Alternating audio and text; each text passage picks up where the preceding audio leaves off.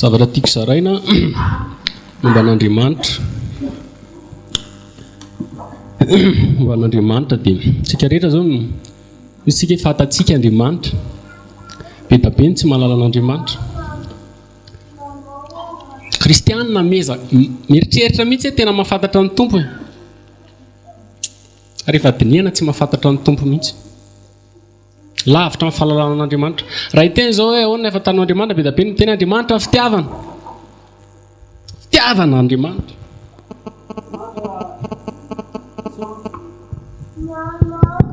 Jesosy maty tamin'ny Paka, teraka tatranomby. Be da be ny kristianina malala oatra amin'izay. Fa rehefa hidirana lalina, vitsy ny tena malala azy. Dia misy toetra an'Andriamanitra tiako ampahafantarina antsika.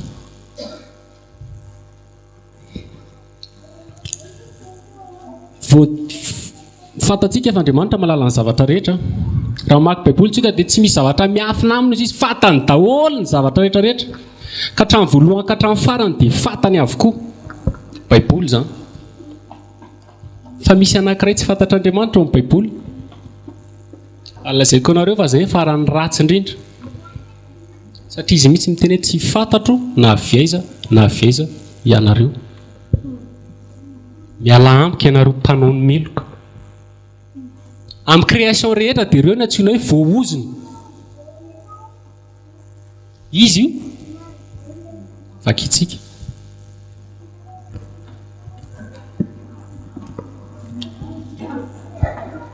Luka toko fa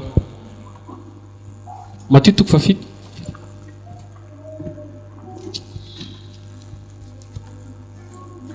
Matthieu toko fa 7.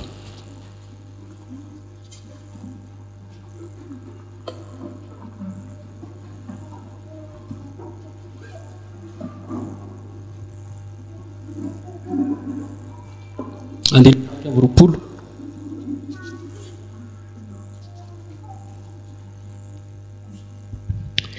Tsy izay rehetra manao amiko hoe tomboko no miditra amin'ny fanjakany lanitra, fa izay manao sitrapony ndraiky izay any an-danitra.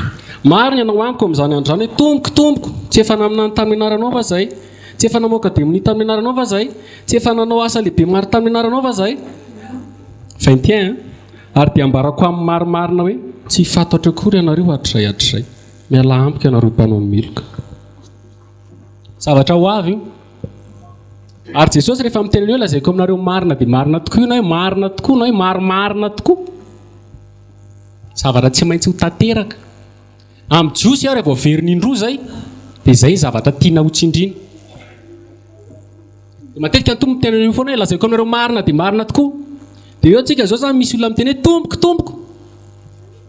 Verina indroa.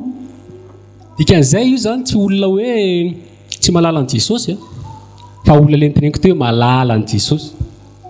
Tsy important ne, lazaina foana amintsika aloha hoe tsara malala ny tompo, fa tsy izay le tena zava-dehibe. Tsy ny fahalalanao an Jesosy akory idiranao ny lanitra, fa ny fahafantaran Jesosy ianao. Tsy fantatro ozy izy ianao na avy aiza. Hatrizay izy tsy miteny na fantatra anao ihany fa avy eo ohatrany tsy fantatro tampoka.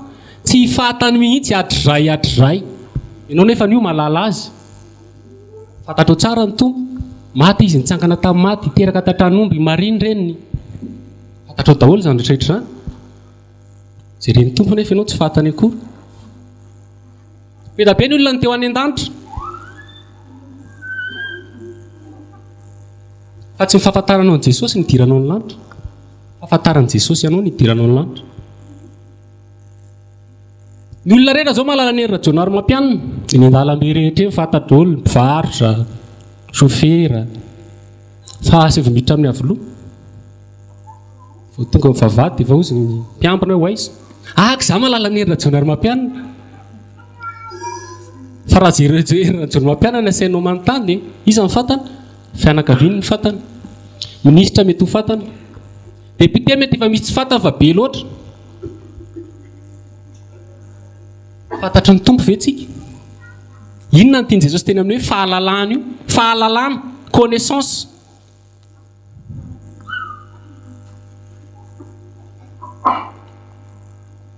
amin'ny baiboly a nipoiran'ny teny voalohany hoe fahalalana mahalala dia tamin'ny Adamo, ary Adamo izy nahalala ny vadiny dia niteraka.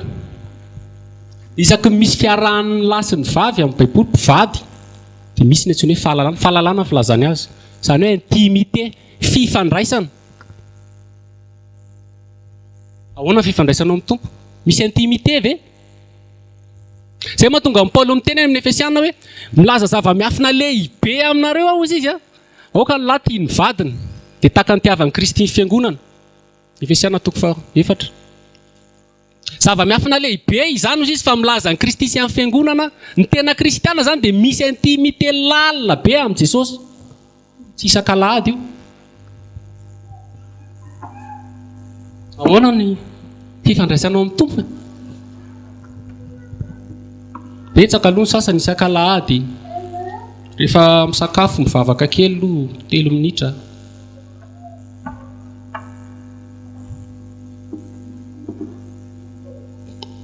Ny mpivady a aka ohatra raisiko tsotsotra. Raha ohatra ka hoe ataontsika ohatra fifandraisako ny vadiko aloha vitako io, vitako foana io, vitako ny za afaka mahandro sakafo, afaka mampiry-trano, afaka manolo zazakely, afaka masa lamba, vitako zany, zay fifandraisako ny vadiko, vitako daholo io. Tsy mila mivadinao ianao zany. Dia mivavaka ohatra zay vitako daholo io, rehefa misy simba fiara za afaka manamboatra an'io, afaka manosika an'io ary raha maty io, raha misy problème amin'ny alina dia afaka mandeha makany amin'ny jiro hoe misy mpangalatra ve. Tara rehefa misy zavatra mifameno, tsy eo ny ray. Zay mahatonga Jesosy miteny hoe zay rehetra sapany tsy miray amiko izy dia ho tapahana. Ny sapany zany tsy mamoa mihitsy raha tsy mila miraikitra. Tsy mahavita manao na inona ireo izy raha tsy miaraka amiko. Jesosy rehefa miteny amin'ny mpianany miteny izy hoe izany mofinaina. Ity ny tenako alatsaka ao anareo, sotroy. Ity ny rako izy sotroy, ity ny nofoko hoany. Zao izy hitoetra ho aho. Zao izy mandondony eo varavarana dia olona ho aminy dia ary sakafo aminy. Inona ny tiany Tompo tenenina amin'izany? Resaka zavatra fahazarana andavanandro zany. Sakafo ohatra zao raha vao tsy misakafo ianao aza tsy misakafo anie iray andro tsy saina. Dia miteny ianao fifandraisanao amin'ny Tompo manao ray andro.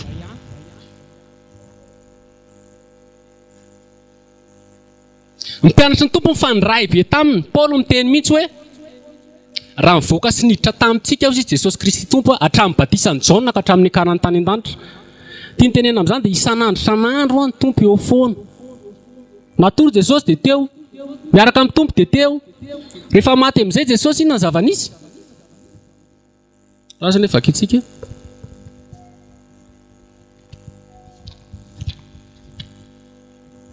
Luka 4:20.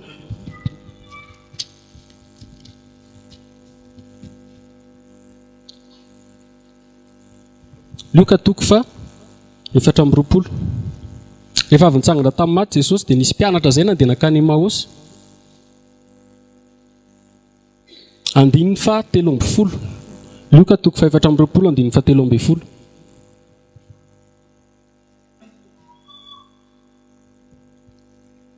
Ary indreo nisy roa lahy tamin'ireny nandeha tamin'izany andro izany akany amin'ny vohitra atao hoe Emaosy, tokony 9 stadiora avy any Jerosalema. Dia niresaka ny amin'izany zavatra nanjoa izy. Ary raha mbola niresaka sy niara-ny saina izy dia nanantona Jesosy ka niaraka taminy. Nefa ny mason'ireo nazonina mba tsy hafantatra azy. Ary izy taminy ahoana izao teny resahanareo any mpandehanana izao dia nijanona ireo sady nalahelo tarehy. Zay ilay tiako ho tenenina. Ilay hoe malahelo tarehy. Rehefa maty ny Tompo tsy hita mpianatra izy nandrisy ny 3 andro. Inona ny voalaza? Nalahelo. Malahelo rehefa tsy teo Jesosy. Ahoana fifandraisanao amin'ny Tompo rehefa tsy teo Jesosy? Raha tena kristiana ianao malahelo ianao. Raha vao misy zavatra raha vao tsy ara-dalàna ny ara-pananao tsy azonao ny ainao. Raha vao tsy izay ianao teny aminao tsy kristiana ianao. Sasany herinandro tsisy vakiany lohan'i Jesosy zany isan-kalahady izy mitsofoka ao. tsy maninona telo andro fotsiny tsy hita ny mpianatra ny tompo na alahelo rehefa mivery ny tompo faly dia volazan'ny ten'Andriamanitra tsy nisy nanaikitra ny fifaliana tao am-pony amin'izao Jesosy efa ara-panahy présent ato foana zay hoe hiara hitoetra ao aminy mitoetra zany mipetraka permanent isan'andro isa minitra isa tsegonda alina toandro eo foana tsapanao io tsy zavatra any io fa tsapanao io ao zany ao amin'ny tompo fiadanam-po fiadan-tsaina filaminantsaina rehefa tsy azoazonao ny hainao dia lasa ianao mivavaka lasa ianao mamaky tena verina indray ianao raha vao ohatr'izay ny fiainanao ao amin'i Jesosy ianao raha vao ohatr'izay ny fiainanao mandiny tena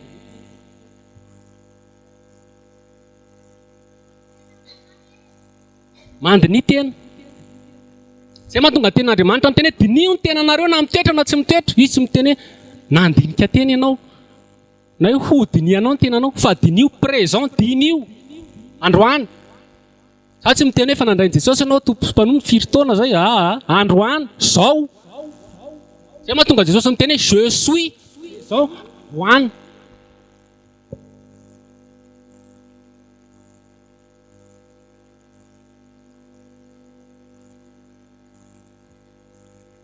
fa ny ankamaroan'ny kristianina tsy manana fifandraisana amin'ny tompo miezaka fotsiny anaraka an'i Jesosy zay tsy tiany nofontsika ny manaraka ny tompo so dia vena rehefa tiantsika ara zany mivavaka zany tsy tiantsika mamaky baiboly aloha tsorona fa zay mihitsy ny antsoina hoe nofo za zany tahaka izany taloha mahisatra be ny hamaky an'ity misy vovoka indraindray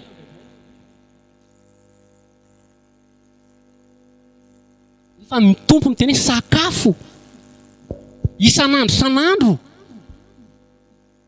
anka manaraka ny tompo amin'izay dia lasa manino lasa mpanompo ianareo ny dika amin'ny mpanompo izy koa ny tompo misy ny sakaiza dia misy ny mpanompo tsy haiko ianao na sakaiza na mpanompo ny mpanompo izy tsy malala zay ataon'ny tompony fa tsy nataoko hoe mpanompo nareo fa sakaiza satria zay rehetra fantatro miteneniko nareo fatarina zany hoe sakaiza ianao sy mpanompo dia izay fantatrao fa ny sitrapon'Andriamanitra fantatrao no avy fantatrao inona ny tiany daholo zany fa raha tsy fantatrao mpanompo ianao zany kay tsy fantatrao satria ny mpanompo izy ny tompo tsy malala zay sitrapon'ny tompony dia ny mpanompo zany lasa voagejo miezaka manaraka an'i Jesosy amin'izay satria tsy malala ininona dia lasa teritery tsy azo ataoko izao tsy saika ilay miaraka amin'ny tompo tena zavatra tena tsy araky ny eritreretiko satria manino tsy nalala fa rehefa malala tsika maivana io aka ohatra zao hoe misy fiara ampianarina fiara na lalàna ny fiara zatra mitondra fiara amin'izay mandeha ho azy fa ataovy ny olona tsy nalala amin'ny fiara ny izay vao mitondra an'io tsy azo ny aina voakitsakitsy eo izy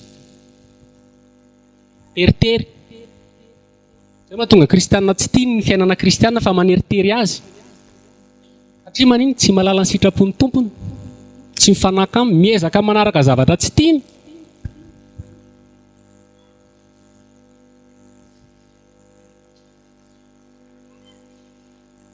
dia nio ny tenantsika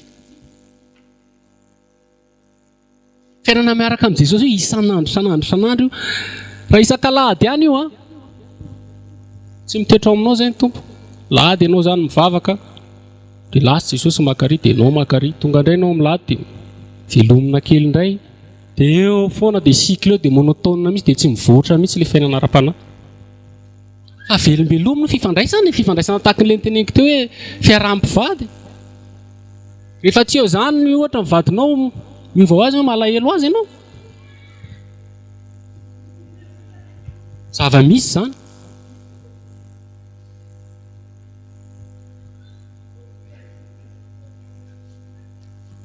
palahelo izy satria kristiana ankehitriny tena mampalahelo androany moa zany fety dia mivavaka daholo ny olona rehetra lahatra any mpanety ihany paka tsy inona ny andro mitadidy raha pitso mamonjy ilay andidy hoe paka manao fety sotrosotro Tenenao fantatrao fa tsy fantatry tsara tompo. Raha maty ianao dia aiza andeha any an-danitra? Andeha any an-danitra. Saika hoe bazy aiza ny idiran'ny olona any an-danitra? Tsy fahalalanao an Jesosy velively. Ilay teneniko teo fahafantaran'i Jesosy ianao ny idiranao ny lanitra.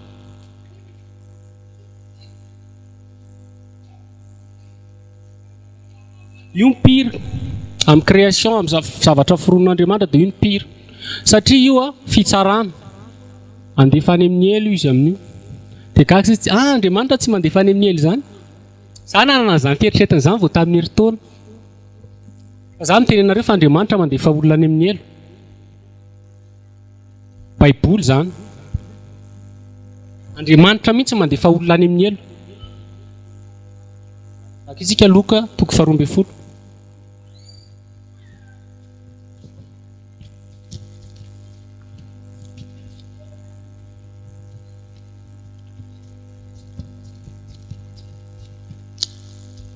Toetran'Andriamanitra anankiray tsara ho fantatsika koa izay.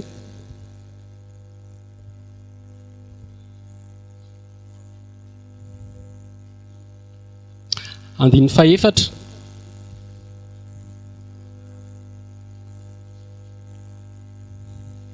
Ary lazaiko aminareo sakaizako hoe aza matahotra izay mamono ny tena, nefa noho ny afaka izany dia tsy mahay manao mihoatra noho izany. Fa asehoako anareo izay atahoranareo.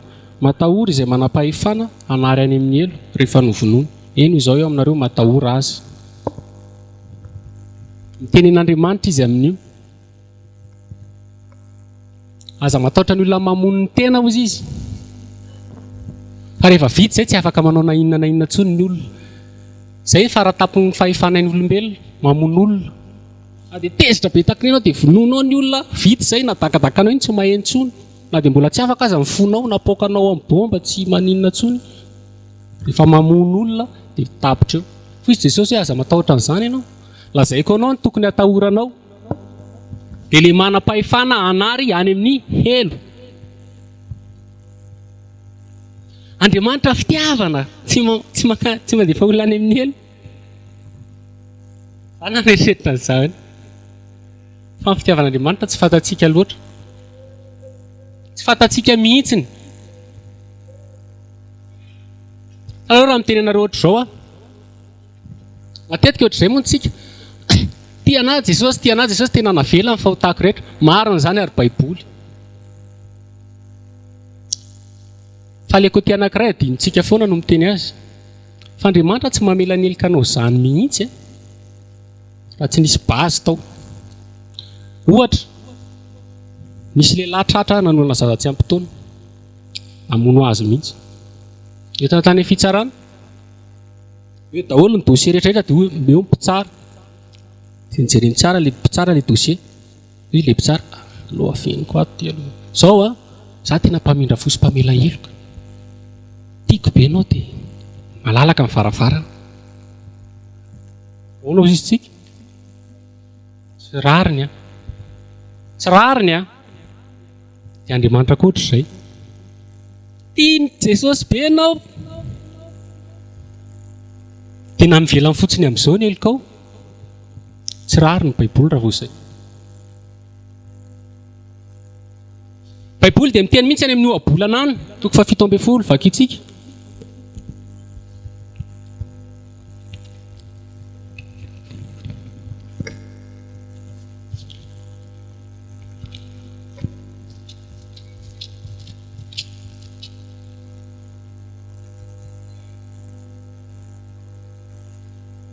Andiny 15.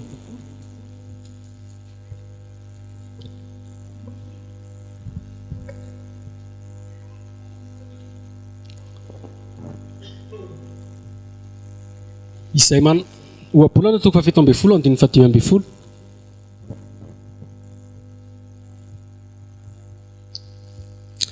Izay manamarina ny meloka na izay manameloka ny marina dia samy fahavetavetana eo masin'i Jehovah. Izay manamarina ny meloka na izay manameloka ny marina dia samy fahavetavetana eo masin'i Jehovah. Izany hoe raha manamarina anao amin'izao Andriamanitra dia maninona? Fahavetavetana hozy izy. Problème nefa ianao meloka. tamin'izy niseo tamin'ny Mosesy dia mbola niteny mihitsy izy hoe tsy mety manamarina ny meloka.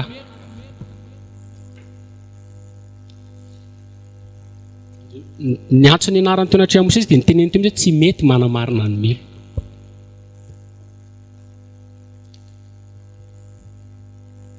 Voalaza ny Baiboly nefa ny olona rehetra dia meloka. Dia raha ohatra n'ilay teo iny nataon'Andriamanitra tiany fotsiny amin'izao dia velona fotsiny amin'izao, izy tsika tsy marina. Ohatr'izay koa Andriamanitra tsy marina. Fa misy an'ilay toetra n'Andriamanitra ilay hoe mitsara. Ary ny fitsarana dia araka ny fahamarinana. Dia ny fahamarinana sazy.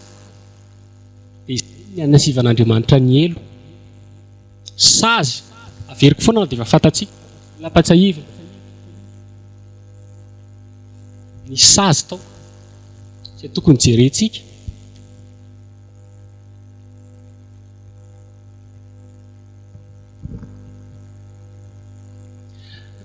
Ny zavatra anisan'ny olana be zany tamin'Andriamanitra fa tsy izy moa mandresy foana dia ahoana ny anamarina ny meloka nefa n'izy marina.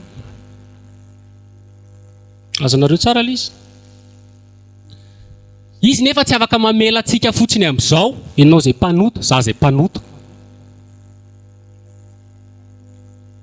Tsy afaka manao an'izany izy satria marina. Raha vao manao an'izany izy dia tsy marina. Jerentsika ny olona be da be ireo, misy mantsy finoana ohatr' izany, teman'i Jehovah.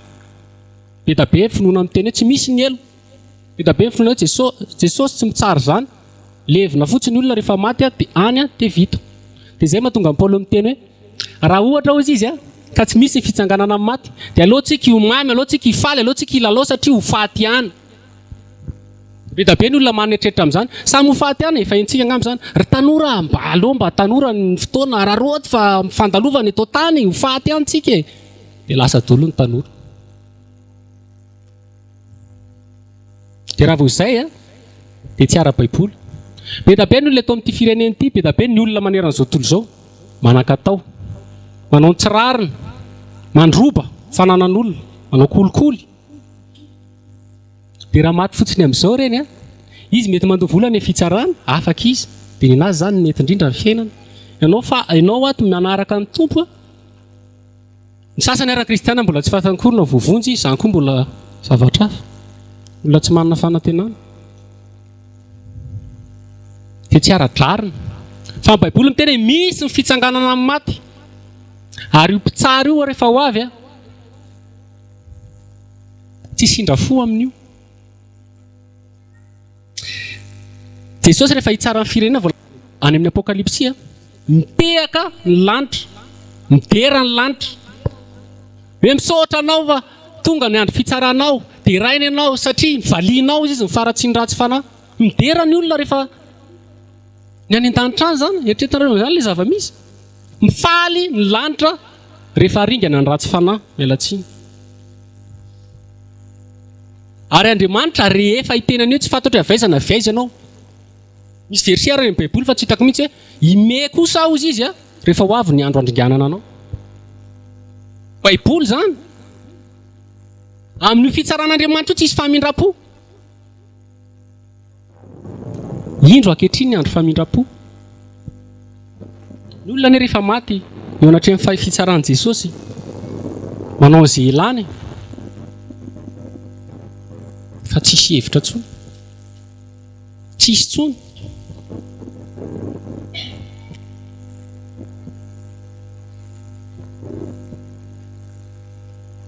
Ny elo zany tena matsaravina. Voalaza amin'ny Baiboly fa any ambany indrindra, farany ambany, any ambanin'ny tany, ambany indrindra. Andriamanitra avo indrindra any ambony, lanitra ambony, ny elo any ambany. Dia voalaza mihitsy any amin'ny Deutéronomie 32 any hoe arehatra ho izy ny fahatezerako dia tahaka ny afo any ambany indrindra. Akitsika kely zay, Deutéronomie 32.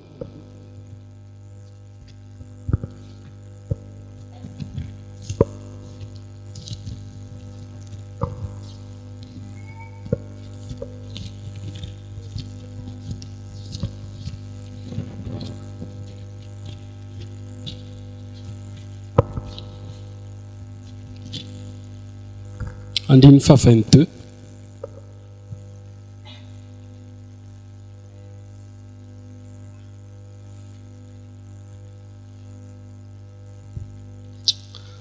Farehatra ny afo fadizirako ka mandoro ohatrany fiaina tsy hita any ambany indrindra. Sady mandevina ny tany mba mivokatra ao aminy. Misy koa ny teny hoe Andriamanitra izy dia afo mandevona.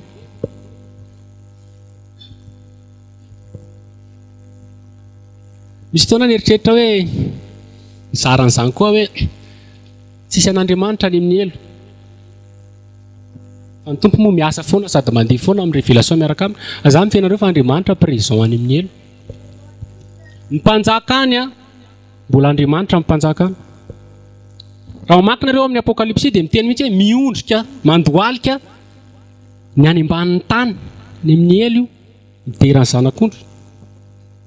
Efa mandeha fitsavantsika kely zay.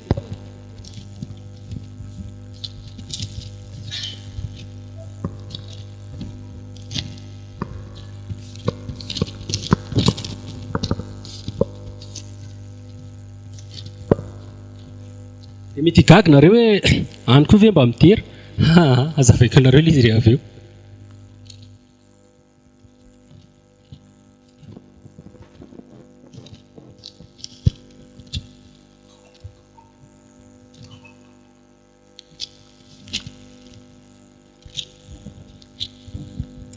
Apokalipsy toko 5:17.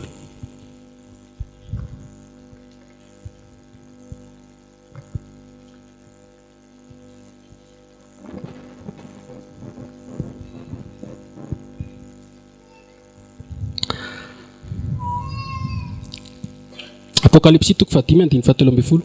Ary izao zavatra rehetra izao na ny any an-danitra, na ny ety ambony tany, na ny any ambanin'ny tany, na izay ny an-dranomasina mba amin'izay rehetra ao anatiny dia areko dia misy fiderahana eo ataony. Na ny ambanin'ny tany izy izy. Petabe ny verset afaka jerenareo rehefa nitrano. Miteny foana izy hoe any ambanin'ny tany, any ambanin'ny tany ohatra miteny ny Satana izy zao mpanjaka ny Tiro dia ahidiko hatrany am-paravody lavaka ianao any farany ambany indrindra, any amin'ny maizina. Rehefa miteny izay izy dia miteny ny elo. Dia neto voalaza mihitsy ny any ambanin'ny tany izy dia miteny ho an'ilay petraka eo ambonin'ny seza fendriana sy ho an'ny zanak'ondry ny saotra ny ady amin'ny voninahitra ny fanjakana mandrakizay. Satana zany miteny an'io amin'ny fotoana. Rehetrarehetra any amin'ny elo miteny an'io amin'ny fotoana. Dia gatsika hoe fa ahoana. Hitanareo misy zavatra roa tsy maintsy isy eo. Misy olo lideran'i Jesosy no famisoavana, famindrapona, no famonjena. Misy olo lideran'i Jesosy no ny amin'ny elo, no fitsarana. Hitanareo rehefa misy olo aleony ohatra hoe hoentina any amin'ny polisy tampoka ireny ny olona dia miondrika ho azy satria matahotra. Ohatr'izay koa. Rehefa tratra ny fitsaran'Andriamanitra miondrika ho azy, miaiko azy. Zay mahatonga ny tenin'Andriamanitra miteny hoe Jesosy rehefa ho avy dia miaraka amin'ny tehimby. Tehimby izany mahery zany raha kapohan'olona. Dia voalaza mihitsy hoe hikapohan'ny firenena.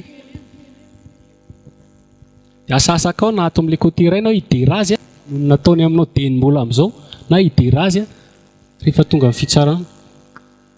Misy mpitoro izay ny tena izao misy vaovao mafaly izy dia vaovao ratsy. Vaovao mafaly izy dia ho avy Jesosy, vaovao ratsy dia ho avy Jesosy. Asakasaka ao na aiza ianao na ho aiza. Ho avy Jesosy vaovao mafaly, ho avy Jesosy vaovao tsy mafaly. Asakasaka ao na ato amin'ny iray ianao na ato. Fa mitovy io, samy ho avy izy. Fa misy kristianina faly, misy kristianina ilay manao tombokotomboko hijaly.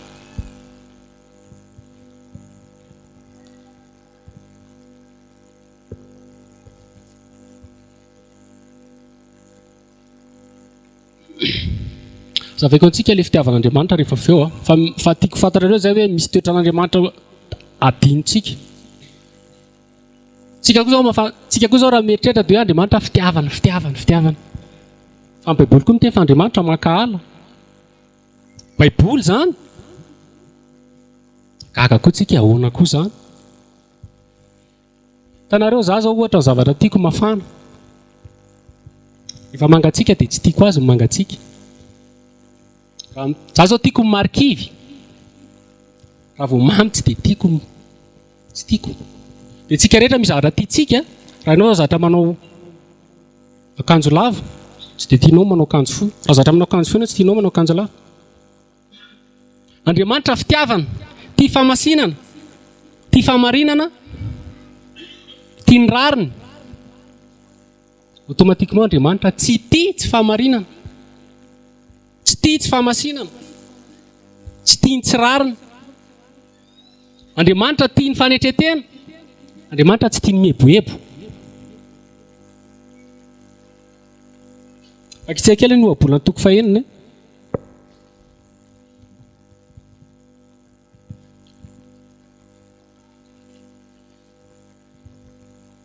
Ohabolana toko fahenina.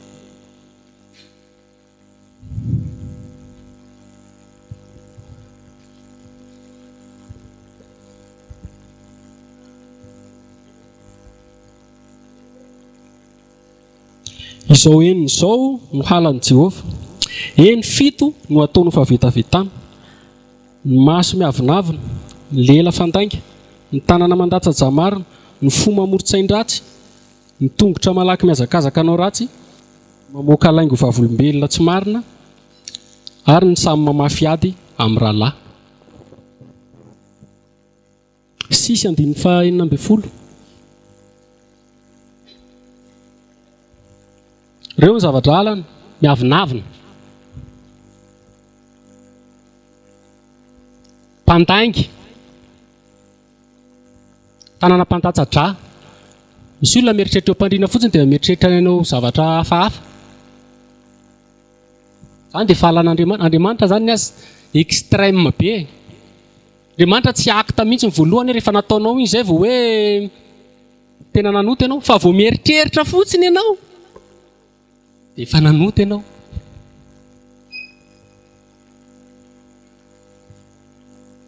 Io tsika resaka fahotana io, satria Andriamanitra tsy tia, Andriamanitra tsy tia ny ratsy fa Andriamanitra tsy tia ny fahotana fa ny mpanota tiany. Moa tsitrako vany ny afatesany ratsy fanahy ny elany amin'ny ratsy. Ie, Baiboly zany. Fa Baiboly koa miteny ny mpanao ratsy halanao ny mpanao meloka. Baiboly koa zany a. Akitsika kely any amin'ny Salamo 1:5.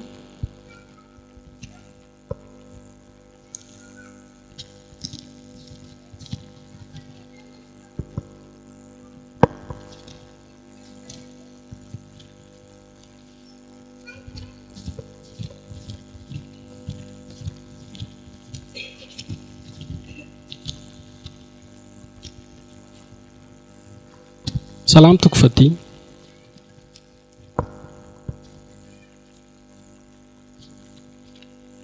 Salamo 1:5.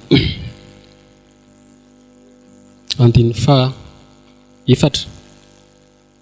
Fa tsy Andriamanitra makasitraka izay ratsy ianao, tsy mitoetra aminao ny ratsy, tsy azo hijanona io masonao ny priare, halanao ny mpanao ratsy rehetra. Izy tsy miteny halanao ny ratsy rehetra, halanao ny mpanao ratsy rehetra. Magaga. Mila jerentsika foana koa izay satria mila fantatsika tsara mihitsy ny alalin'ny azy fijaliana. Fa tsy moramora tamin'Andriamanitra io. Tsy moramora tamin'Andriamanitra io namono ny tenany tamin'ny azy fijaliana io. Velatra bebe koa amin'izay moa rehefa avy eo. Hoe ahoana ny hanamarian'Andriamanitra anao izay meloka, tsy voana amin'ny fahamarinany.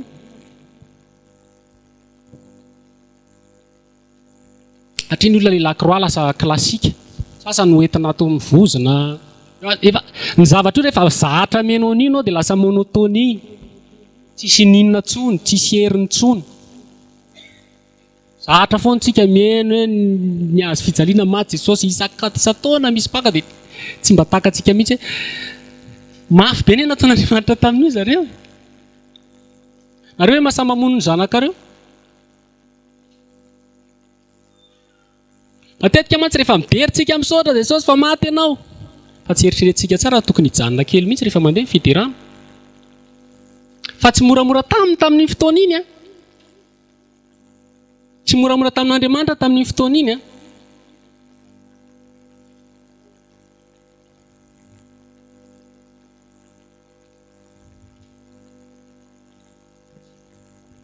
Jesosy rehefa andeha ho faty a, dia tsy te ho faty mihitsy tiany ilay izy. Nampahereziny Elisy Mosesy izy. laza zany amin'ny vatany tendrombohitra hoe naseho any zavatra efa ho avy izay retany dia nampahireziny. Dia misy koa verset miteny hoe tonga ny anjely nampahiry azy. Dia rehefa tonga Getsemane ny tompo dia tsy ka lasa rà. Dia mila fanampiana izy. Petera ndao mba hiara tory. Petera amin'io miteny hoe zahana ny haiko aza foko anao. Adany ray reniko ny toromaso Petera. Dia be ny kristianina ara-bavy. Tiako be anao Jesosy. Izy Jesosy andao ara mba hiaraka kely tsy mahavita, tsy lasa lavitra. Aka amin'ny Petera. Intelo miverina ny tompo. Matory sady ve nareo? Efa milondolondo ny masony izy ny Baiboly. Dia niady rery amin'izay Jesosy. Inona tena natahorany Jesosy teo? Inona natahorany? Andeha ho faty. Nisy zavatra mahery vaika be teo. Ny kristianina taloha na ankehitriny misy fotoana mijery vavolombelona reny, silamo reny, silamo miova fo, mafy be ny endry zareo. Sasany maty mihitsy. Ny any amin'ny tany musulman any amin'ny teny aminareo tsy azo atao no tsy azo atao moa. Arakaraka fitarian'ny fanahy fa misy fotoana ianao mila mangina, mila atao pahendrena. Fa ny any izay kristianina maty. 20 taona zazalahy 20 taona zareo. 20 tamin'ny kipony toy ilay zazakely. Fantatra izy fa hijaly be fa zaho izy tsy afoy an Jesosy. Vonoiny ihany. Dia ianao kristiana satria ianao mivavaka isan-kalahady. Dia ianao kristiana satria ianao manao t-shirt. Dia ianao kristiana satria mira fiderana. Fa ny any Chine any, ny kristianina any mafy. Tsika mantsy milamina. Zay mahatonga Jesosy mampisy korotana foana ao anatin'ny tena fiangonana raha zanak'Andriamanitra ianao. Ataony tery satria rehefa tery ianao mandeha fiderana. Zay ilay vokatra mila aseho.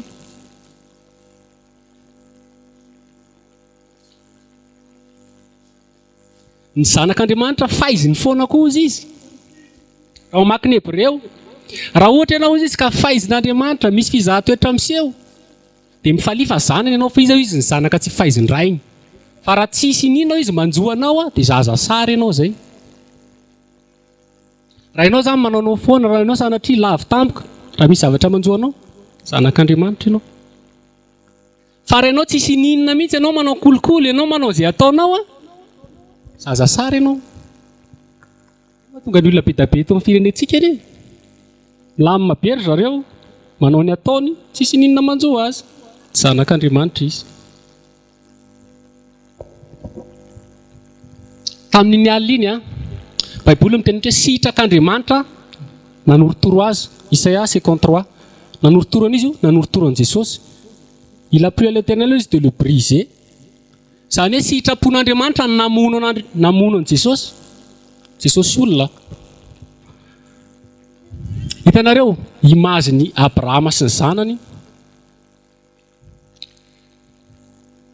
Ny Abrahama nakantsy dia andeha hamono ny Isaka.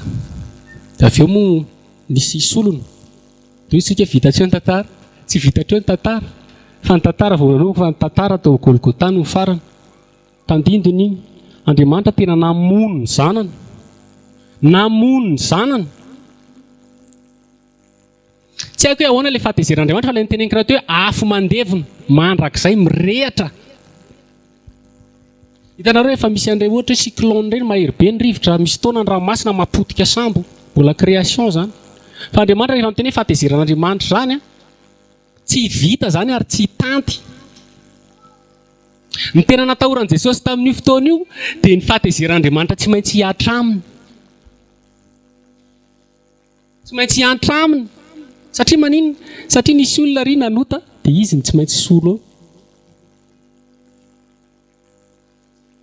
Tsy maintsy misy sazy mianta tsinona izay vao afaka manamarina anao Andriamanitra. Raha tsisy zavatra aloha tsisy olona mivoaka amin'ny fonja zany na eto amintsika ary.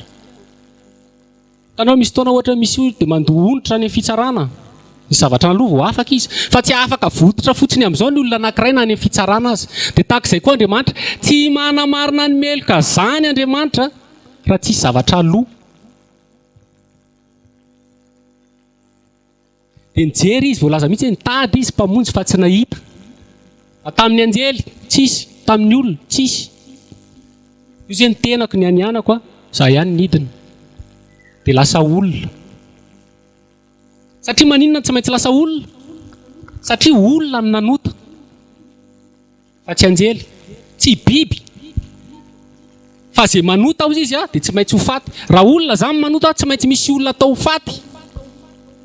Dia tsy maintsy lasa olona Andriamanitra mba ho faty koa ho solony ain'ny olona. Adamo, 100 isan-jato olona. Fa tsy olona fotsiny izy. Fa voalaza koa fa Andriamanitra izy. Satria maninona tsy maintsy Andriamanitra?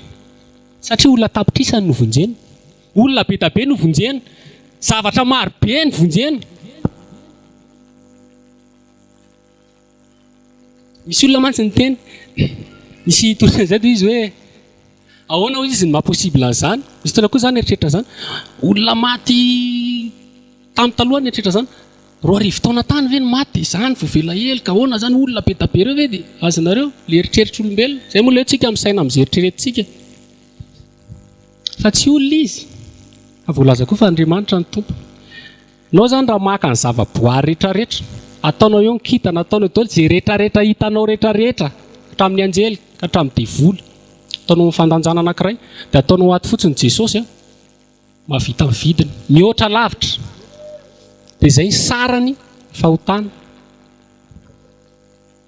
Izay vao mivoaka ny didim-pitsarana hoe afaka. Izay no antsoina hoe azo fijaliana raha tsorina, sady tsy mivona amin'ny tsy fahamarinana, afaka manamarina ny meloka zany Andriamanitra amintsika amin'ny teny izao. Tsy mivona amin'ny fahamarinana ho an'ny olona anankiray izay mino ny antsoina hoe Jesosy Kristy maty ny fahotana. Raha tsy mino ny olona anankiray, Baiboly miteny hoe fahatezerin'Andriamanitra ny toetra ao aminy. Fa izay mino ny zanako izy manana fiainana. Maimai-poana tsy hividim-bola. Izay ihany ny hanamarin'Andriamanitra ny olona. Tsy misy ankoatr'izay, tsisy adidy, tsisy ampahafolo-karena. Fa mila ny antsoina hoe fibebahana. Ny antsoina hoe fibebahana. Miala amin'ny ratsy. Misy koa hoe fanavaozana ny saina. Zavatra tianao rehetra io. Zavatra tianao taloha.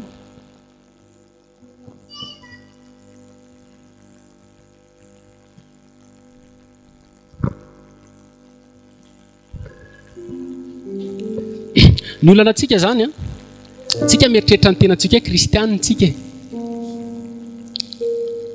Mieritreritra mihitsy tsika hoe efa tena eo ao amin'ny tompo. Fa tsy fieritreretantsika io fa avy eo ny Baiboly dia hitantsika eo daholo ao amin'ny tompo. Ve tsika sa tsy eo amin'ny tompo? Jaona ny teny izao mihitsy raha hoy isika. Misy olona zany tamin'izany teny hoe zay manana fifandraisana an'Andriamanitra, zay tsy manota, zay izao. Dia izy amin'izay Jaona hoe raha hoy isika, raha hoy ianao zany. Dia misy zavatra be dia be ny tenenina.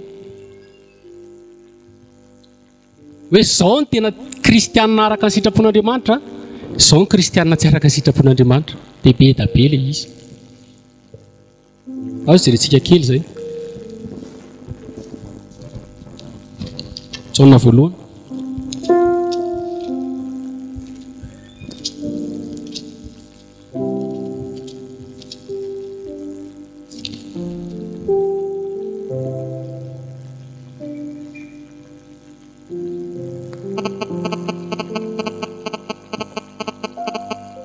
Disciple,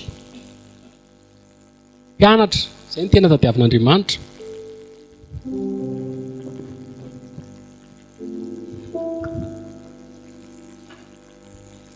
Jaona voalohany, toko voalohany, andininy fahadimy.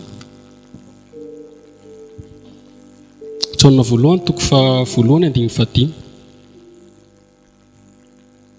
Ary izao ny teny rainay taminy ka ambaranay aminareo. Andriamanitra dia mazava ary tsy misy maizina akory ao aminy. Raha hoy isika manana firaisana aminy isika kanefa mandeha amin'ny maizina dia mandainga ka tsy manao ny marina. Fa izay mandeha amin'ny mazava, fa raha mandeha amin'ny mazava isika tahaka azy amin'ny mazava dia manana firaisana isika. Ary raha ny Jesosy no manadio antsika ho afaka amin'ny ota rehetra. Misy olona zany mieritreritra ny hoe manana firaisana aminy za kristianina, za zao dia izy Jaona hoe zao aloha ny ahafantarana azy hoe ianao tokoa ve raha manana firaisana aminy ianao zao zany raha ohatra ianao miteny hoe ataoko an'izay izy raha hoy ianao manana firaisana aminy kanefa mandeha amin'ny maizina dia mandainga ianao ka tsy manao ny marina na dia nitenenina amin'io hoe mandeha amin'ny mazava Andriamanitra dia mazava tsy miafy ianao zany raha ao amin'ny Jesosy tsy misy zavatra miafiny zany na manao zavatra miafiny zany. Davida miteny mihitsy hoe fisainako sy ny ao anatin'ny foko dia raha ihany nandinika ianao izy fa nijery tsy nahita na inona na inona. Fahitany antsika makiazy be da be ny amin'ny kristianina fa jerevy kely ny ataony anaty Facebook ihany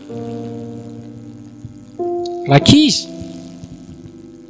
efa teneniny dada sy neny hoe modia aloha sendra tara dia anteny avy taiza tsy maintsy manday miafina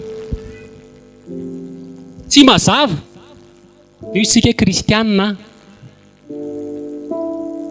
kolikoly atao ihany io isika kristianina be ny azoarina zany amin'ny fiainan'olona anankiray dia ny baiboly miteny hoe mpandainga ary mampandainga azy fa Andriamanitra dia mazava tsisy miafina tsisy takona dia ianao raha miaraka amin'Andriamanitra ka tena zanak'Andriamanitra tsisy takona lera vao miteny ianao dia efa mazava ny fonao sy ny fisainanao tsisy lolopo tsisy zavatra losolosy misy olona ny miresaka fa hafa ny eo ampony eo antikena masy fotsiny izy dia mody manatsara anao ao am-po tsy tianao io tsika kristianina izy ny baiboly hoe mpandainga jereviny atao mpitondra antsika afaka daholo ny kristianina daholo ny sasany ara-piandry fa ny zavatra ataony any ambadimbadika any izy nareo izy ny baiboly hoe mpandainga. Dia ao amin'ny 9 mbola miteny ihany izy raha hoy isika tsy manana oto isika dia mamita tena ary marina tsy atao anatintsika raha miaiky ny fahotantsika isika dia matoky sy marina izy ka mamela ny fahotantsika sy manadio antsika ho afaka amin'ny tsy fahamarinana rehetra. Raha hoy isika tsy nanoto isika dia mampandainga azy ary ny teniny tsy ao anatintsika. Raha hoy ianao zany tsy manota dia izy hoe mpandainga na tinitenenina amin'io mbola manota be zany rehefa amin'ny Jesosy zay ny tiniteny fa ny kristiana tena kristianina sensible be amin'ny fahotana tsy mahazo aina raha vao misy fahotana fatany hoe misy tsy mety ny zavatra ataony na teny ray fotsiny ary io sendra tafateny mahery tampoka amin'ny olona tampoka eo dia efa misy miverina ohatrany tsy mahazo aina raha zay ny fiainanao dia kristianina ianao dia mifona amin'ny Jesosy malaky. Raha vao misy zavatra tsy mety ataon'ny kristianina anankiray dia tsy mahazo aina izy. Zay mahatonga ny kristianina voalaza ny baiboly hoe tsy mahay manota izy. Fa raha ianao zay manota tsy misy nenina mihitsy tsisy ninona mihitsy fa lasa zatra ianao dia ohatran'ny trondro anaty rano ianao zay. Trondro anaty rano zany tsy fataony hoe lena asoronao miala tao izy zay vao tsy mahazo aina. Ohatr'izay ny kristianina sasany zatra be ao anaty fahotana dia efa zatra dia efa mandeha ho azy na ny rehetrarehetra mandeha ho azy tsisy nenina tsisy ninona. Toy izy ny baiboly hoe mpandainga tsy kristianina zany.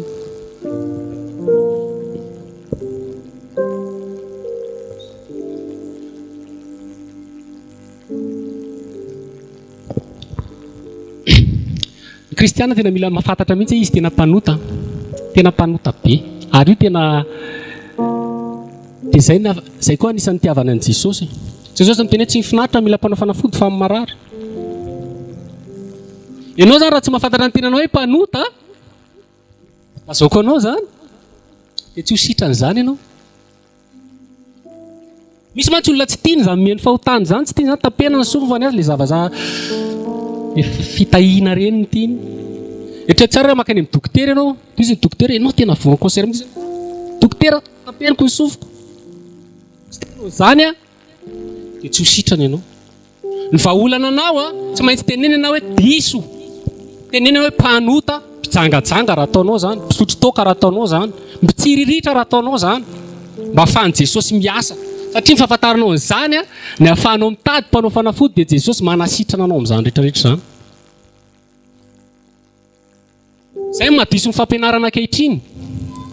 Fampianarana ankehitriny mitory, tsy mitory aminao ny aretinao zany, tsy mitory anao zany mihitsy mpanota ianao fa ataony salama foana ianao. Any ianao ka tsy mila mpanao fanafody mihitsy, lamina be foana ianao. Zay koa mbola anisany anankiray le tsy tian'Andriamanitra. Hainareo niteny izy tamin'ny Esau, Jakoba nitiako fa Esau ny halako. Nareo zany fa misy olona tsy tian'Andriamanitra. Jerentsika kely le zay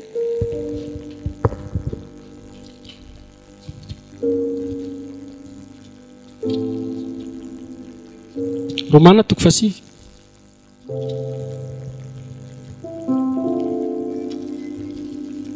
Romana 7. Andiny faraka amby folo.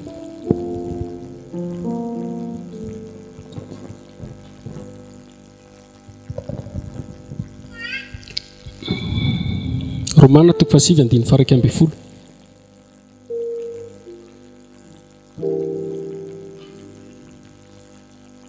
Fa raha tsy mbola teraka ireo ary tsy mbola nanao tsara na ratsy mba hitoeran'ny fikasan'Andriamanitra araka ny fifidianana, tsy avy amin'ny asa fa amin'izay miantso, dia nolazaina tamin'ny vehiviavy hoe ny zokiny hanompo ny zandriny, araka ny voasoratra hoe Jakoba nitiako fa Esau ny halako. Jerena antsika efa maninona arany zany, miangatra aveo izy Andriamanitra raha mamaky an'io nareo, toy izay tsia. Amin'Andriamanitra mbola resaka lava be raha tantaraina. Fa maninona Esau tsy tiany? Esau lamatoa. Zany lamatoa zany amin'ny Baiboly dia tenen'Andriamanitra hoe atokany ho any lamatoa, consacré, sanctifié ho ahy.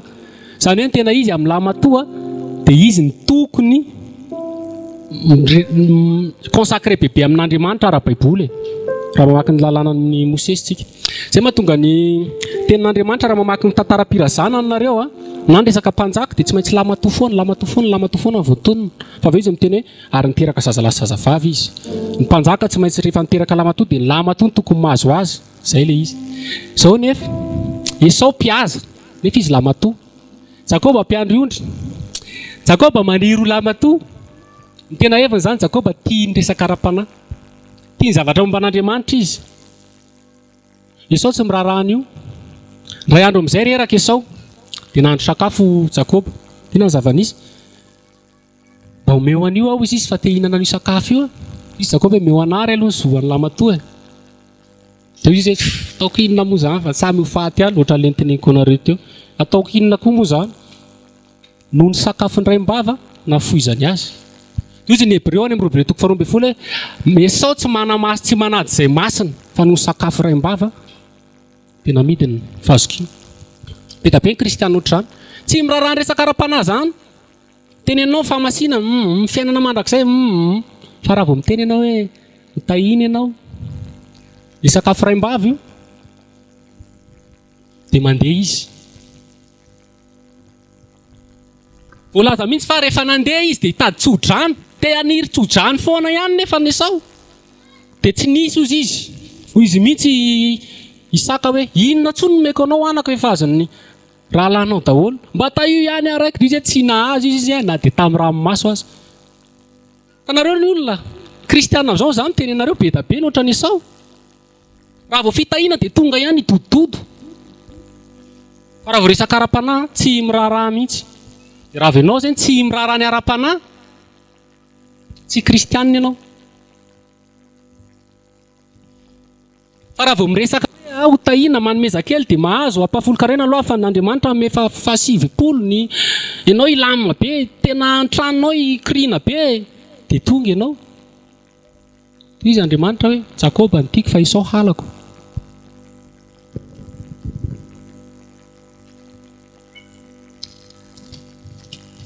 Akitsika indray ny Jaona voalohany ihany. Ahafantarantsika aiza hoe isika tena kristianina ve sa kristianina saritsara?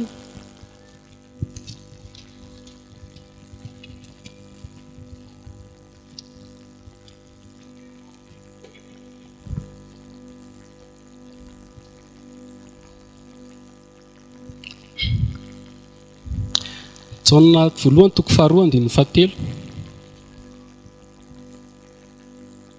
Ary izao ny ahafantarantsika fa mahalala azy isika. Zay amin'izay zany vao tena tokony fantatrao raha mahalala an' Jesosy ianao na tsy mahalala. Ny fitandremana ny didiny. Izay manao hoe fantatro izy nefa tsy mitandrina ny didiny dia mpandainga ary marina tsy ao aminy. Fa na iza mitandrina ny teniny dia tanteraka ho amin'ny marina tokoa ny fitiavana an'Andriamanitra. Ary zany ny ahafantarantsika fa ho aminy isika izay milaza fa mitoetra ho aminy izy dia tsy maintsy mandeha toy izay nandehanany koa. Ny ahafantaranao zany fa mahalala an' Jesosy ilay araka ny teneniko teo hoe mahafantatra azy fe ianao dia voalaza hoe mitandrina ny didiny. Dia inona ny didiny? Be fa ato ilay izy. Ato ianao mahita ny hoe fahamasinana. Za zao raha teny amintsika inona ny toetra n'Andriamanitra tiany asiana tsindrim-peo? Tiany hamafisina ho fantatsika. Tsika hoe fitiavan'Andriamanitra. Ie marina ihany zay fa ny Baiboly amin'ny Baiboly rehetra be tabe ny teny hoe tia Andriamanitra marina izany. Fa ny toerana anankiray ny Baiboly mameriny intelo ny fahamasinan'Andriamanitra, maveriny indroa mihitsy ary. Dia ilay teneniko anareo rehefa misy zavatra verimberina amin'ny Baiboly dia iny izay ny tena zava-dehibe. Any an-danitra any izy voalaza mihitsy any Apokalipsy miondrika daholo ny zava-boahary rehetra manao hoe masina, masina, masina. Isaia tamin'ny nahita an'Andriamanitra dia izy hoe masina, masina, masina tonga dia niondrika izy. Veriny intelo ilay izy. Important amin'Andriamanitra io fahamasinana io. Izay tsy manam-pahamasinana tsy ahitany tompo. Fahamasinana efa fantatsika foana ilay fisarahana, consacré zany. Tena hoe voatokana ho an'ny tompo ny fiainanao tonga dia voatokana ho an'i Jesosy ny fiainanao. Hoe zavatra eritreretinao rehefa tsisy atao ianao, tsisy afa-tsy Jesosy mibanao e. Tsisy, raha izay ny tsorona. Sa rehefa tsisy atao ianao dia misy ny olona sorena rehefa tsisy atao. Kristianina izy amin'io. Tsisy atao izy dia lasa izy mandeha tsy haiko mijery film, mandeha miantsena.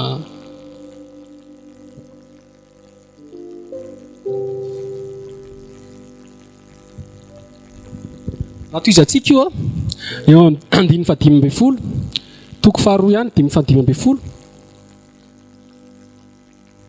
Aza tia izao tontolo izao na izay zavatra eo amin'izao tontolo izao. Raha misy olona tia izao tontolo izao dia tsy ao anaty ny fitiavana ny ray. Fa ny zavatra rehetra amin'izao tontolo izao dia ny filany nofo, ny filany maso ary ny rehaka momba izao fiainana izao dia tsy avy amin'ny ray fa avy amin'izao tontolo izao ihany. Ary mandalo izao tontolo izao sy ny filany, ary mandalo izao fiainana izao sy ny filany fa izay manao sitrapon'Andriamanitra maritra mandrakizay. Kristianina ianao. Mazava be io. Ary eo mihitsana daholo. Hita be ny mihitsana.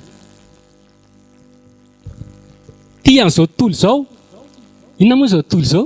Dia voalaza io ny rehaky ny nofo. Filany maso. Fitsiriritana zany. Raha misy zavatra zany mampitsiriritra anao, tsy azonao mihitsy ny ianao raha tsy mahazo azy, mandeha mitrosa mihitsy ianao mba hividianana azy. Mieritrereta fa tsy kristianina ianao izay. Filana, besoin, tsy azo azonao mihitsy ny ianao efa zatra hoe tianao loatra ilay izakariva ianao dia efa eo amin'ny télé. Rehefa sendra tsy mijery an'iny ianao dia efa tsy vita e. Satria tianao. Izay ny fitiavana. Fitiavana zany zavatra isan'andro ianao dia mieritreritra an'iny foana. Tsy mahazoazo aina ianao raha tsy mahazo kely, raha tsy afa-po kely ianao rehefa mahazo azy. Indrindra amin'ity izao tontolo izao tsika ity be da be loatra le firitsiritany maso. Tanao zao ny teknôlôjia, za tsy hoe manana ny teknôlôjia, voatra foana io. Ahafahanao mila foana. Ianao zany tsy araka an'io mihitsy raha io ny enjehanao. Telefônina sy ny rehetrarehetra. Ny kristianina tsy hoe tsy manana zavatra tsara, manana izy rehefa manana moyen. Fa na manana izy na tsy manana, tsy mampaninina azy io. Maty tanteraka izy amin'ny telefônina iny na amin'ny fomba fitafy na amin'ny akanjo. Malala onona izy Paul amin'ny zavatra rehetra. Zavatra aksesoara tsy ilainy daholo ny ankoatr'izay. Raha ianao zay dia kristianina ianao. Fa raha ianao zay tsy mandry fa tia hanana zavatra foana. Manana kely ianao ohatra mety tsy haiko izay teo dia efa tsiriritra be mihitsy tia azy zavatra be da be hafa. Mangalatra mihitsy ary ny sasany no filana sy fisiritana daholo zany. Be da be izao tontolo izao io raha resahana. Ka hatramin'ny fomba fitafy vao resaka an'io daholo. Misy vehivavy anie aretina mihitsy izao tontolo izao io. Sy lehilahy koa. akanjo efa angambany efa hofiry mikiraro efa hofiry mbola mividy foana io isaky mandeha ihany sahirana amin'izay rehefa isolo akanjo be loatra sasany raha tsy hanaovana akory satria tsy mety mahafa-po fiainantsika eny misy tsy hafa-po za mitenenareo tsy hafa-po ny olona ary baiboly zany zay mahatonga Jesosy le tamin'io tamin'le vehivavy natsaka indimy natsaka indimy nanambady dia natsaka dia ny tompo nahita hoe misy zavatra manky eo izy raha omeko rano ianao dia hafa-po ianao dia tsy matsaka eto intsony izy mba meo an'izany efa maniry an'izany izy zaho izy le izy rano velona raha manana anahy ianao hitanao fa tena milamina be ianao lamatsiara materialy io ohatr'izay fiainantsika io mety hanananao ny volo tsy hanananao ny fahasalamana mety hanananao ny fahaizana mety tsy hanananao ny tsy haiko asin'Andriamanitra banga foana vidy ianao zavatra anankiray androany mety tianao be ny 2 andro 3 andro avy eo ianao leo raha ao aminao fotsiny Jesosy zany tenenao tonga dia tony io ny volanao ny zavatra rehetrarehetra zava-dehibe sisa zava-dehibe sisa zay essentiel amin'ny fiainanao nisy taona taloha tany tamin'izany le mbola tsy nalaza be io kanaly saty io dia tena naniry be an'io mihitsy tamin'izany tena rehefa mba manam-bola aleo tena vidy kanaly saty zay zany tao an-tsaina ankehitriny firy taona tateoriana ny amora le izy tena tsy ao anatin'ny saina ntsony zany raha ohatra azoko oharina anareo akaikikaiky le ahoana le kristiana tsy andamy vola amin'ny zavatra tsy mahasoa zavatra jerenao rehetrarehetra ao zany teny aminao amodika anao ao ianao dia jery publicité be da be dia izy ianao tsy maintsy vidy an'ity indray foatra ny tsara be zany frigérateur hitako zany tsy maintsy vidy an'tisy indray alao tapena aza manome lalanao izy ao amin'ny fakapana amin'ny filana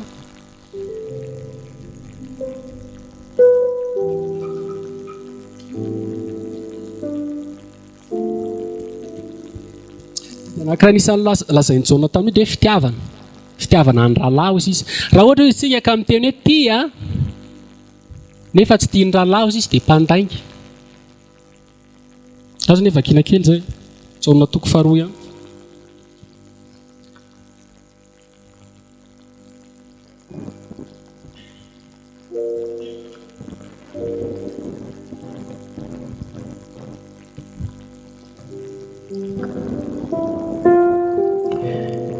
andiny fahinana amby folo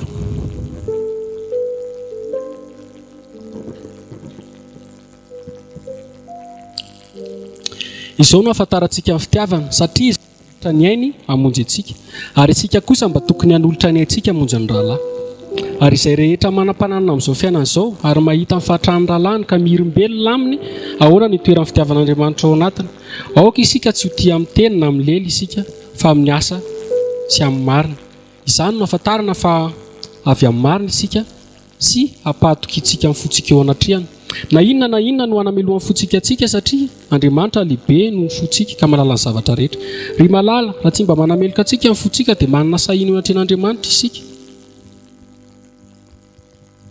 raha ohatra ozy izy ka rahalahy dika ny rahalahy zany frère io tsy hoe le rahalahy reny fa rahalahy ao amin'ny tompo matetika zay mihitsy moa zany zay mahatonga Jesosy hoe rehefa amin'ny andro farany dia zarainy roa ny olona misy ozy izy ireo olona namangy azy tany am-pigadrana misy na amiana azy sakafo ny zavatra be da be ny teneniny rahalahy ao amin'ny tompo io frère ianao zany malala hoe misy frère mila besoin nao ry migalabina tsara izy ary nefa misy besoin tsy kristianina ianao zay fa ny kristianina tena kristianina zany mifanampy tsy mihirombelona misy ane olona mihirombelona mamparary anazy volo misy ohatr' zany fa mila mifanampy avo kristianina zany izy ny ahafantarantsika fa marina isika sy hampatokintsika amin'ny fotsika eo anatrehan'Andriamanitra sambatra hoy isika raha tsy manamelika amin'ny fotsika eo anatrehan'Andriamanitra manana fahasahina ny olona zany raha manana raha ny fony zany mazava be le tenin'Andriamanitra hoe ry malala raha tsy manamelika atsika amin'ny fotsika dia manana fahasahina eo anatrehan'Andriamanitra isika ohatra zany tsika hoe milamina tsara ny eritrerittsika, misy zavatra be tokony ataotsika dia milamina tsara tsika fisiny ten'Andriamanitra hoe manana fahasahiana tsika anatrehan'Andriamanitra raha tsisy fanamelohana ny eritreritra tsy mba misy. Izay mantsy ny asan'ny fanahy masina voalohany, mampaiky anao izy aloha hoe mpanoto ianao, mampaiky anao misy zavatra tsy mety io. Fa misy olona hoe torianao izy, misy olona resanao izy fa tsy raharahany zany. Izy ny ten'Andriamanitra manana fahasahiana izy. Fa ho avy ny fotoana tsy manana fahasahiana intsony izy. Izy mbola miteny ery amin'ny 7:7 toko 7:7. Hoe aza gaga rahalahy raha halan'izao tontolo izao ianareo. Io koa mbola ahafantarana ny tena kristiana sy tsy tena kristiana. Raha tena kristiana dia tsy tiany olona satria manino manelingelina azy. Tsy miantso anao intsony izy rehefa anao fety. Misy fotoana za mpiaraka amin'izay cousin izay, izay tena mpiaraka be miaraka misotro, vocal, tena nataonay daholo zany. Eo amin'izay novahin'i Jesosy dia manomboka manana position hafahafa zany aminy. Teny ihany tamin'izany mbola tsy nasanjoro fa le matikena maso olona le matahotra satria mahagaga anie. Matoa ny ten'Andriamanitra ny teny mihitsy halan'izao tontolo izao tena zany mihitsy. Nareo ve tsy mariky amin'izay? Raha vao miteny Jesosy zany tsika dia miafinafina satria mivaliny avy any ataony olona tonga dia manery na mipresy na hainao ohatra ny menatra zany. Raha fa nefa Jesosy miteny izay menatra azy dia mba ho menatra koa. Ho avy ny andro farany dia za koa menatra azy. Voalohany anao mety tsy manana fahasahiana marina zany, ianao mety vao converti voalohany. Fa raha 3 taona 4 taona anao miaraka amin'ny Tompo mbola menatra, ny sasany kristianina 4 taona 20 taona any am-piangonana, petraka ao midablo isak'alahady. Tsy mahavita miteny an'i Jesosy zany. Dia rehefa avy eo amin'izay misaky mamonjy fety, manomboka efa manana position. Dia tamin'ny farany teo mifampiantso, mifampiresaka ny verserany. Farany izy moa miteny ny aty aloha letsy dia efa zao fa dia efa asakasaka fa ohatr'izao aloha zavatra ato. Andreo ohatr'izay ilay izy. Namako tamin'iza vao niova nesondro zareo tanteraka. Natsony ray nody any aminy.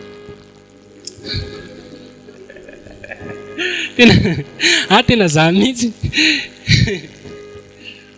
Rehefa ohatra hoe miaraka ireny dia aizy misy natsony ray nody any aminy izy.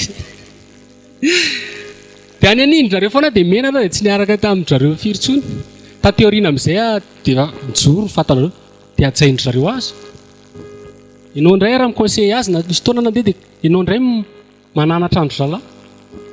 Hoe ahoana za zao hanambady dia inona ny tokony atao izy zao loatra zany. Sanareo ilay izy. Zanao ny olona.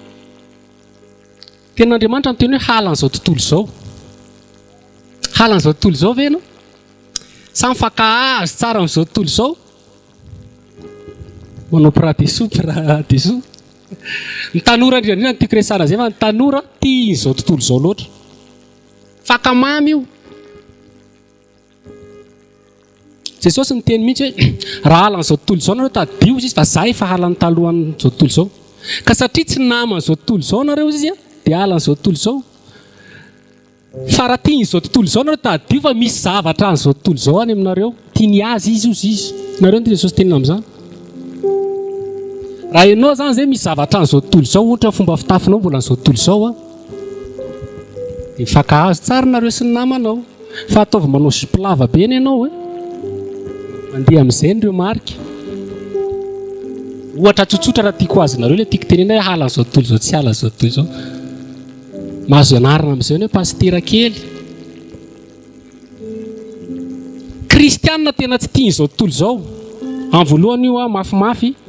Fa rehefa avy eo anao lasa dia aleonao lavitra manana an'i Jesosy. Fa tsy mahasoa potika anie. Tsy maharitrely. Fiainana tsy mahasoa daholo ankoatran'izay. Izay ny kristianina. Raha fehezina. Ny tena kristianina. Fahafantarana an'i Jesosy marina. Andalo teo tsika maromaro dia asakasaka ho aiza ho aiza ianao. Le mahalala azy fotsiny ambava ve? le fitiavan'Andriamanitra io ane mora no miteny tiako be Jesosy tiako be Jesosy zay mahatonga ny tenin'Andriamanitra tamin'ny andro Jaona dia mamy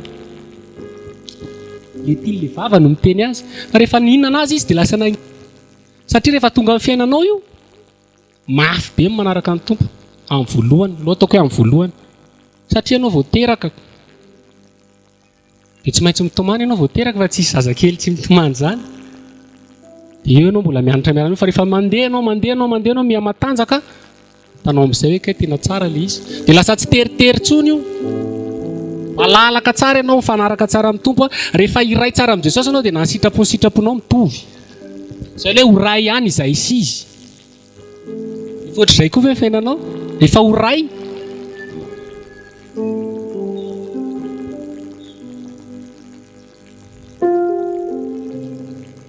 sa ianao rery manapaka azy dia zay tiako ihany io za zao zay ataoko ihany io rehefa miaraka amin'ny tompo zany ao tena même longueur d'onde iray total mihitsy fantatrao ny sitrapon'Andriamanitra fantatrao ny zavatra tiany fantatrao ny zavatra tsy tiany fantatrao hoe ahoana sy ahoana ny tantany anao fantatrao ny hoavinao fantatrao ny assurance amin'ny fiainana mandrakizay koa raha fantatrao misy ny kristiana ny tany io tsy manana assurance amin'ny fiainana mandrakizay mbola mametra-panontaniana voavonjy ve sa tsy voavonjy mbola misalasala hoe raha maty moa zany dia ho aiza dia miaraka amin'ny Jesosy magaga dia very be ny fotoanantsika isan-kalady hampianatra an'izany eto fa raha mbola tsy azonao antoka izay dia mbola mieritrereta fa tsy mifankazatra loatra amin'ny Jesosy ianao fa mety à distance be dia tsy dia hainao tsara ilay signal kristianina amin'izao zany mantamanta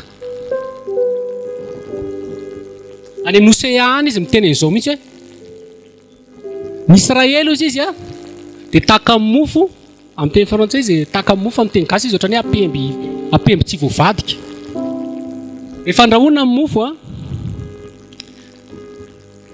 indasina ohatra ny mofo gasy dia tsy maintsy avadika zay vao masaka daholo fa ny kristianina zao masaka ny tapany fa ny tapany manta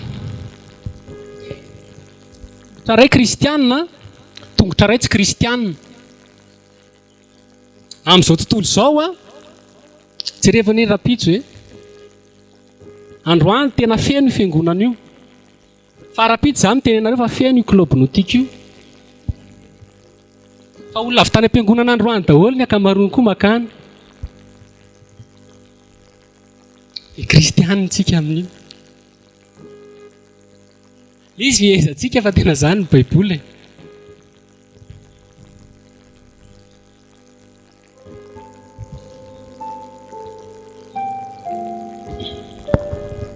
hitanareo raha amin'ny Jesosy ianao azonao antoka amin'ny fiainana mandrakizay da azo antoka amin'ny fiainana mandrakizay io tsy mametra-panontaniana be amin'io no misalasala ny zava-misy dia izao tsoroko anareo kely raha ataoko hoe niditra violon za le mpanota niditra violon zaho violon tsy afaka mandovola nidy tsy afaka mivoaka nisy olona anankiray tsy fantatro na nalahelo ahy izy dia nalohany volo dia misy facture dia inona ny atao le amoaka azy mankany am-pitsara izy zavatra tsotra ihany izy tsy miteny hoe amba voay eo rangaly misa voay misa fa tena mijaly be izy mamy rafo aminy tsisy resaka maka facture dia avoaka dia ny lalàna fotsiny no miseho rehefa tonga ny fitsarana tsisy afa-tsy lalàna tsisy afa-tsy lalàna mandeha fotsiny anao dia io fa voaloha le izy dia mivoaka ianao raha ao amin'i Jesosy adinidinitsika mantsy izay tonga dia efa vitan'i Jesosy io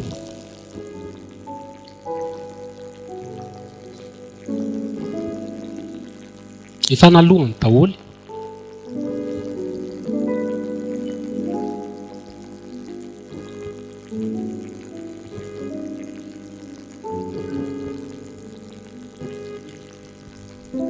dia izay no tiako zaraina misy toetra telo no tiako amafisina teo tsara ho fantatrareo le ratsy be roatra ka tsika nitratrany hoe tsy fantatra koa nareo navaiza tsy maintsy ho avy zany tsika eto ahitan'izany Ny olona rehetra ahita an'izay andro izay. Tsy maintsy ho avy ny fitsanganan'ny tena maty. Tsy maintsy ho avy ny fitsarana. Raha mamaky apokalipsy isika dia hoe mitsangana daholo ny olona dia nivelarina amin'ny boky, dia misy boky kely koa nivelarina dia nitsaraina araka ny asany daholo ny olona rehetra. Tsy maintsy ho avy izany. Na mino ianao na tsy mino, tsy maintsy ho avy izany. Baiboly miteny mihitsy hoe moa tsy finoana ve hozy izy hanafoana ny famarinan'Andriamanitra izany. Ny finoanao an'izany zany tsy finoanao an'izany tsy ampiovan'izany mihitsy.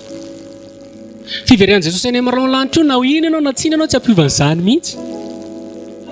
Fa tsy maintsy ho avy foana izany. Ahitan'izany daholo tsika. Dia teneny mihitsy hoe tsy fantatra avaiza nareo makanesa hoy izany tsy masoany misy fikitroa nify. Nareo ilay fikitroa nify rehefa tena mitaraina be ny olona anaty fangirisiana dia miraikitra be io nifiny io. Tena mafy be. Amin'ny vainina tsy haiko tsara ilay fanazavana. Miraikitra be. Ka fanaitainana be ny any amin'ny elo izany. Dia antsika eritreretra Andriamanitra ve dia andefany fa fitiavana dia ilay nitenena teo mandefany izy. Fa tianao izy dia nisy sorona tao izay tsy moramora taminy nanao an'io. Fa raha lavinao io tsy sindra fotsony. Hebreo miteny izany tsy sindra fotsony izy amin'ireo izay tsy manosim-potaka an'i Jesosy Kristy Tompo. Dia tsy eo izany ianao vangataka hoe mamindrafo amiko. Rehefa mipetraka amin'ny fitsarana izany ny procureur tsy hisy resaka mamindrafo aminy izany no tenen'ny avocat. Fa raha vao mamindrafo amin'izany izy eo amin'ny fitsarana tsy mety. Rehefa tonga izany jugement io tsy resaka famindram-potsony no miteny hoe fahalalana, didy dia fitsarana. Dia raha vao efa nisy nandoa dia mivoaka ianao. Raha vao mbola tsisy nandoa dia midy ianao any amin'ny tranomaizina. Fa ny an'Andriamanitra ny tranomaizina ilay fanteneniko teo noho ny fitsarana tsy maintsy misy ny elo na tiany olona na tsy tiany olona. Betsaka ny tsy faly amin'izany dia ahodina ataony anaty fandiovana ianao. Ny sasany hoe réincarné resaresaka resadrisa fotsiny izany. Fa ny tena izy dia misy ny fitsarana. Baiboly miteny hoe leviny amin'ny afo ty tena zavatra ty. Voalohany izy nataony tamin'ny rano, faharoa ataony amin'ny afo. Tsisy dikany amin'Andriamanitra ilay io e. Tsisy dikany Andriamanitra ne manapotika an'ity izao tontolo izao ty e. Andriamanitra zany tena faran'izay extrême be. Tsy haiko ny milaza azy amin'ny teny gasy hoe farany lavitra be. Itentsika hoe fitiavan'Andriamanitra dia tsy takatry ny saina lavitra be. Itentsika hoe famasinana dia lavitra be. Fitsarana lavitra be. Tsy mikapoka moramora io. Ohatra anankiray Adamaseva. Anao ohatra miteny any zanako zany hoe azahoany ny voankazo io fa misy ilaivako azy. Verina viana hitako ny hoaniny ilay izy. Dia roasiko izy tsy ho zanako tsony. Kapohako mafy be. Azonareo le tiako teneny. Izay Andriamanitra rehefa mikapoka. Rehefa nanoty indray-pandeha fotsiny Adamaseva dia nanokafany ny elo dia nisy fanozonana nanjoany tany. Rehefa mikapoka zany Andriamanitra io mafy be. Tsy moramora. Nefa misy karazany. Tsy mahatonga an'i Jesosy miteny hoe nareo izy no azo fanamelohana bebe koa. Izay rehetra hozy izy nanao zavatra mahalala ny sitrapon'ny tompony ihany. Kanefa nanao zavatra hikapohana azy dia ho kapohana be.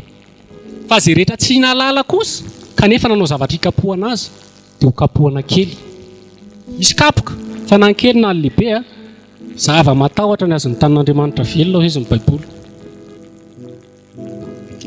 Voasoratra koa hoe ireo mpanjaka ny tany ireo hisitrika, hitsoaka. Afeny izay izy maintsy ny tendrombohitra. Amin'izany fotoana izany izy ny tany dia ataoko miala amin'ny fanorenana. Mahery ny Andriamanitra io. Amin'ny teny indray-pandeha fotsiny namorona ny tany sy ny lanitra. Siantifika mizaka mieritreritra ahoana ary ny poiran'ny tany sy ny lanitra. Ping pong. Nefa ny univers izay ndika ny univers. Magaga. Ny uni dia iray simple. Dika ny vera dia hoe phrase prononcée na hoe teny navoaka. Rehefa miteny izany hoe univers dia tamin'ny teny anankiray dia tonga. Tsy mila manetsika ny akikely ny Andriamanitra namorona an'io. Fa ny namboariny nataony tena hoe naharitrela sy mibaby azy sy nanavesatra azy. Voalaza zany dia ny olombelona. Sasatry mibaby ny elokao izy. Ny misy aiza miteny izay mitaraina mihitsy. Naparary dia naparary any mibaby ny fahotanao. Baiboly anie izany. Dia teneniko anareo teo tsy moramora anie namoron'Andriamanitra ny tenany teo amin'ny azy fijaliana. Tsy nisy mihitsy zavaboary nanao an'izany tamin'Andriamanitra raha tsika olombelona. Nisy mpitodry zay ny teny izao izy. Jerendreo tsara ny mafiatoka atsika. Ary ny Baiboly ny teny hoe mafiatoka. Fantatranao fa mafiatoka. Ozaby ozy izy mivozonao. Ozaby zany tsy mety ahondrika. Tanareo ny omby. Ny omby rehefa asiana zioga dia mila folaka. Zay le folahana aloha ny omby. Na ny soavaly. Soavaly rehefa ohatra handeha taingenina tsy maintsy folahana. Atao malemy. Fa ny olombelona izy ozaby. Tsy mety miondrika io. Tsy mety manetry tena. Tsy mety maiky fadiso. Mafiatoka. Tsy manaiky misoumettre amin'ny Jesosy. Fa ny ataony ihany ny ataony. Dia zao le tenen'ilay mpanompon'Andriamanitra tamin'izay. Rehefa namorona ny tany sy ny lanitra Andriamanitra, niteny izy tamin'ny tany. Nodidiny ianao 420 sy 420 ora. 5:30 andro, 5:30 andro mididina amin'ny lalanao. Dia nanaiky ny tany. Teny any ranomasina izy, ianao tsy mahazo mivoana amin'ny tora-pasika. Ianao tsy mbola nahita ranomasina amin'ny déborde amin'ny fasika zany. Fasika fotsiny dia efa mampijanona an'io. Tsy tonga aty zany io. Tsy tamin'ny safidrano. Dia manaiky ireny.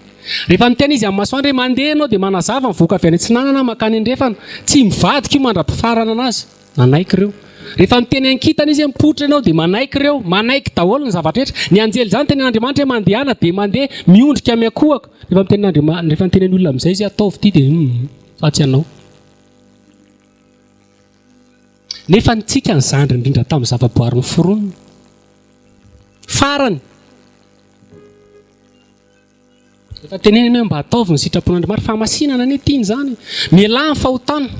Mialà ny fijangajangana. Mialà ny toka, mialà ny sigara, tsy tiany zany. Raisy Jesosy eo amin'ny fiainanao. Vitanao voka fa vitanao io. Dia izy hoe ampitiko be le izy. Eritreretanao amin'izany. Dia ny sazin'izay mafy be faran'izay mafy be.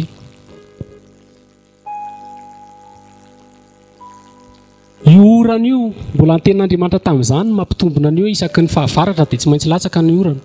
Isaky ny ririnina tsy maintsy mangatsiaka ny andro. Teny izy hoe jereo fa na ny rano aza ataony tahaka amin'ny vato. Teny any lanaise glasy izy amin'izany. Ny teny izy ny tany izy dia natao mitsingevana amin'ny foana. Ankehitriny ny siantifika mbola mieritreritra inona ary izy no mitazona ny tany. Baiboly miteny mihitsy any am-parany any ny olona dia mianatra mandrakariva nefa tsy mahatratra ny fahamarinana marina. Mianatra be diplôma, docteur be daholo amin'ny siantifika manao recherche fa tsy mahalala ny fahamarinana. Jesosy zany hiasa dia noho ny tenantsika e. Dia noho ny tenantsika na mitoetra na tsy mitoetra. Kristianina ve sa sarotsarina, sakaiza ve sa mpanompo. Fa zay ny ahafantarana hoe zanak'Andriamanitra, zay ny tsy ahafantarana hoe zanak'Andriamanitra. Misy toetr'Andriamanitra tokony tsara fantatsika, tokony hatahorantsika azy bebe koa. Fa manam-pahefana anary any amin'ny elo izy, manam-pahefana koa mamonjy ianao tsy ho any amin'ny elo. Misy tiany, misy tsy tiany. Ny tsy tiany dia tahaka ny Esau. Materialiste, kristianina materialiste. Tahaka ny Jakoba ny tiany le tia zavatra ara-panahy. Dia tandre misony ray amintsika reto ny tratran'ilay tsy fantatry ianao na faiza na faiza. Voninahitra ho an'i Jesosy.